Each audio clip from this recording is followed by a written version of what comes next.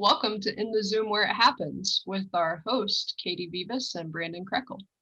Hi, I'm Katie Vivas. And I'm Brandon Krekel. And in the Zoom with us today, we have Melea McRae, who is the founder and CEO of Crux KC. Welcome, Melea. Thank you, Katie. Thank you, Brandon. Great to be here with you. Absolutely. We're excited to have you today, and we'll just jump right in with question number one. So I hope you're prepared. I'm not at all, so just throw it at me. Which is perfect. That's what we want. Really easy question.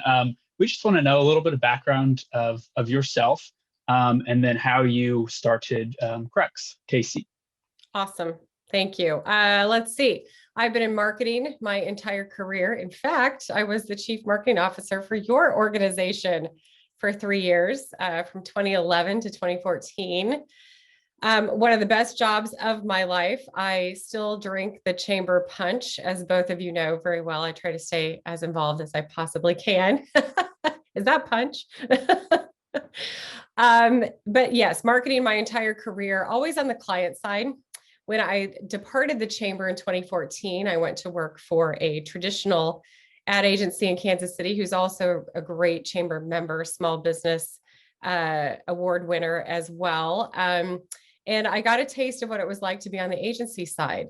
And for me, always wearing that client hat, going to the agency side just felt very foreign. So I started to write a business plan in terms of how would I do this differently for my agency? I think also during my tenure at the chamber, I had the pleasure of meeting business leaders from all walks of life. And I would get a lot of questions about marketing and a lot of complaints about marketing. They always had the same two complaints. Either they had hired a senior level marketer that did not have the skill set in terms of being able to build a strategy that aligned with business goals. And so they kind of felt stuck with that individual, or they hired a traditional ad agency and they got a lot of creative, but didn't know how to tie that creative back to the actual business strategy and how to implement. So that probably planted the seed, quite frankly, in my brain that I wanted to be an entrepreneur. That coupled with the fact that while I was at the chamber launched its Big Five initiatives, and one of them was to make Kansas City America's most entrepreneurial city. And I really just jumped feet first into learning all that I could about the entrepreneurial ecosystem of KC, touring Startup Village, getting to know a lot of the organizations like SourceLink and Pipeline that were engaged in helping to build that ecosystem. So I, again, drank the punch of that whole Big Five initiative.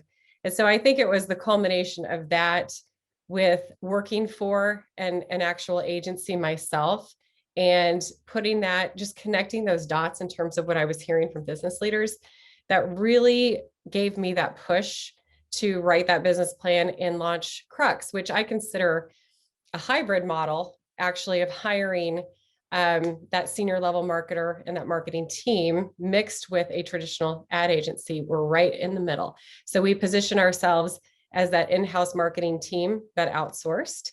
So you get all the disciplines and skill sets that you need from a full service in-house team, but outsourced at a fraction of the cost. We actually like to refer to our option as door number 3. Struggle to find my mute button still. So it happens. You were laughing, right? You were laughing when I said that. I was. Just making sure. I like options. Option and door number 3. Everybody likes options. Yeah. It's solid. And your option sounds fantastic. I love it. Where did the name Crux come from? How does that fall into your business plan?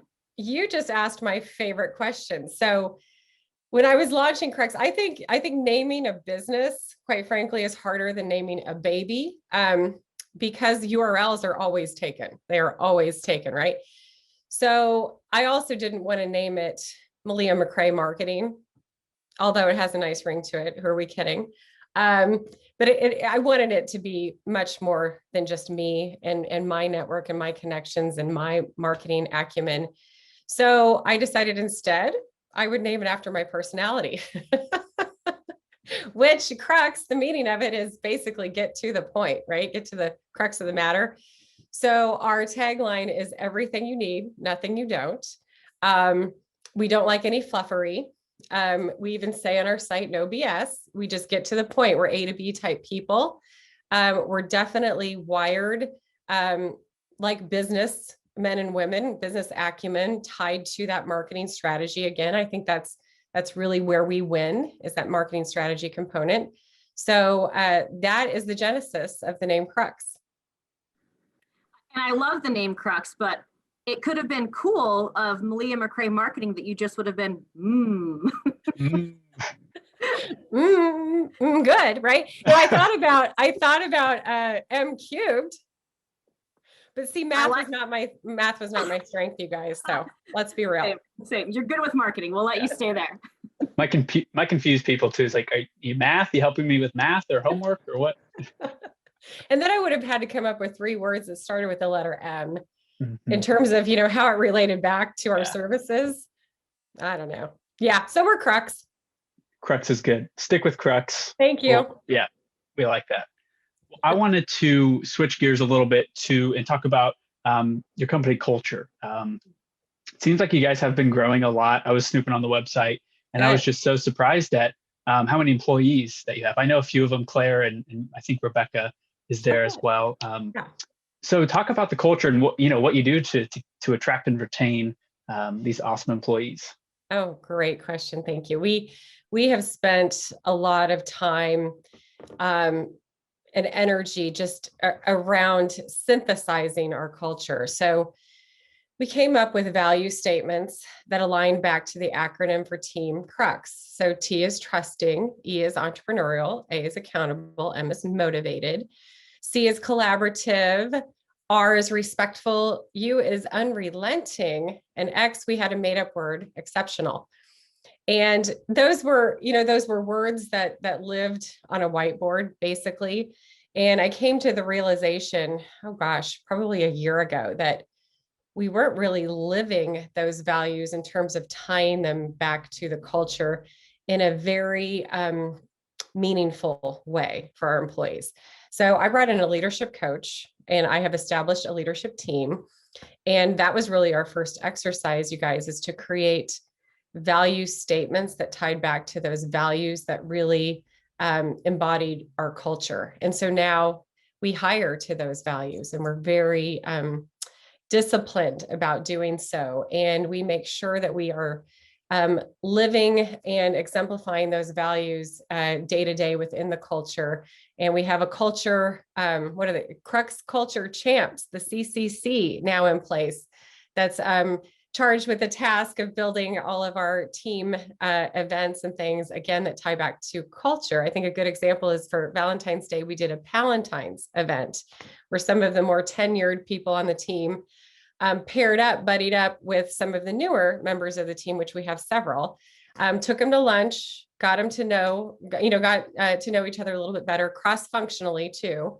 And then we had a ping pong tournament with our buddies, maybe with a happy hour that evening. So that was a lot of fun. And I think it really speaks to our culture and just being completely inclusive and transparent and great at communicating and providing honest feedback. That's how we're going to gel as a team. That's how we're going to grow. And, speaking of growth, yes, thank you for that point, Brandon. We've actually hired since January 4th, 5 people, which represents a 25% increase.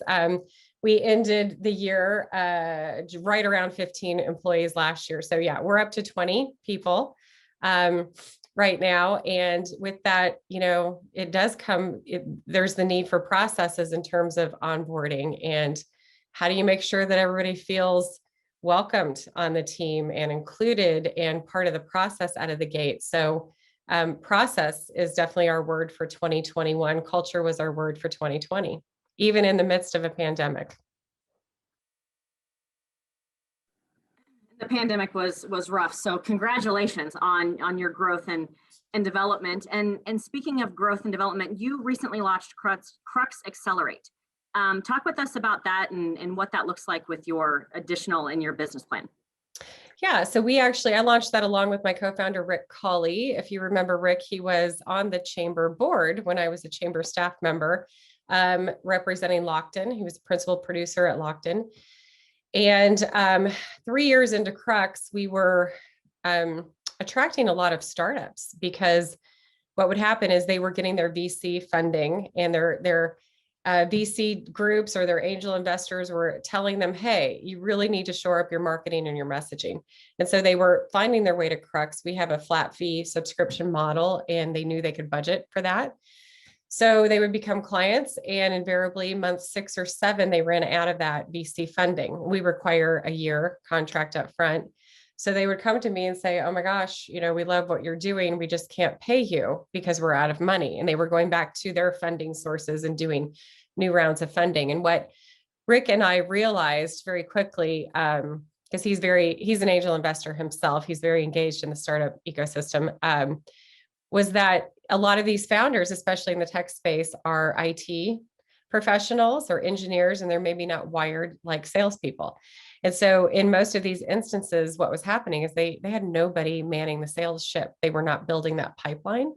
So we launched Crux Accelerate as a sister company to Crux, and it's a fractional sales service where we come in and we give a guaranteed number of hours per week and per month to our clients. And we basically fill the role of a business development rep for these individuals. Is Rick, I think I went to high school with his daughter. Taylor? Taylor, yeah. I love that. Rebecca, one of our new hires, is one of Taylor's best friends. Yeah. So I guess, I think Rebecca went to the other high school. So there's 2 in Blue Springs. Anyway. Oh, funny. Not the point of the thing, but I love those connections. That's really cool. That's our small world of Kansas City, Brandon, right there. 1 degree of separation. Absolutely. I love it. That's why I like this city. Shannon did a little snooping, and it says on your website that you're a bit of a wine connoisseur. Oh, yes, indeed. Talk about that. What's behind that? What kind of wine do you like? I love wine too, secretly. So. Oh, good. I may or may not belong to 7 wine clubs. True or false? What do you guys think? Maybe true. 8.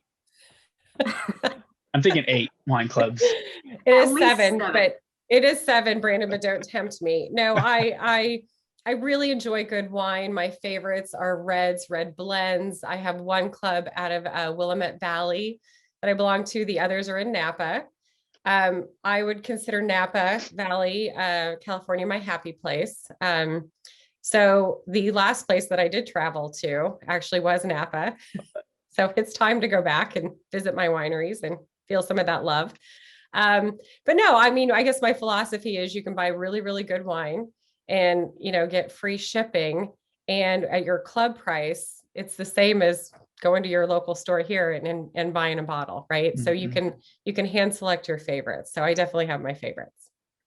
Love that. I worked at Cooper's Hawk for a few years in college, and my roommate's a level 1 sommelier, so we talk wine quite a bit. Yeah, it's a fun household to be in.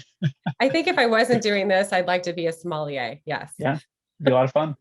There's still time. Just add it into your repertoire. I really could. Why not? Right, Katie? Why not? Absolutely. Yeah. Absolutely. So, Melea, one final question for you before we wrap this up is, what is the one thing that you would love for our listeners and our Kansas City community to know about you and to know about Crux KC?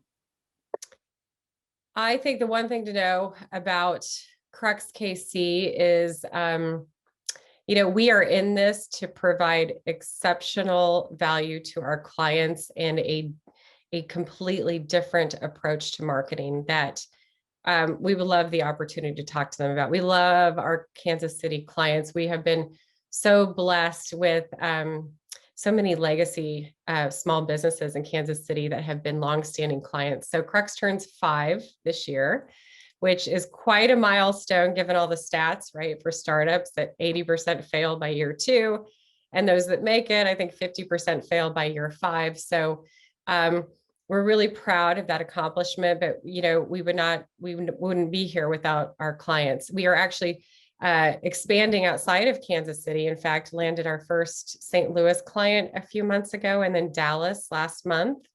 And I think that's kind of what COVID has taught us too, is that everybody's open-minded to working, from anywhere.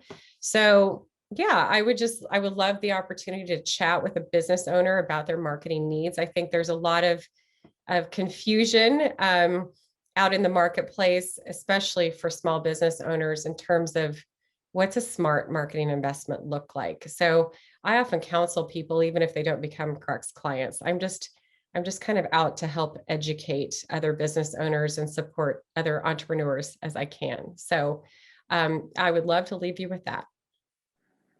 That's great. Thank you so much, Melea. We are grateful that you drank the chamber punch and that you continue to And wine. drink it and wine and support us and support the chamber and all of our community endeavors and everything that we can do to continue to support you with your efforts. Congratulations on your growth. Congratulations on your business success. And thank you for being with us today. We appreciate your time. Thank you both. I love all that you're doing, especially in light of COVID, to still promote your businesses, all your small businesses within Kansas City. That's so important. So thank you for all that you do as well. Of course. Thanks, Melea. All right, guys, take care.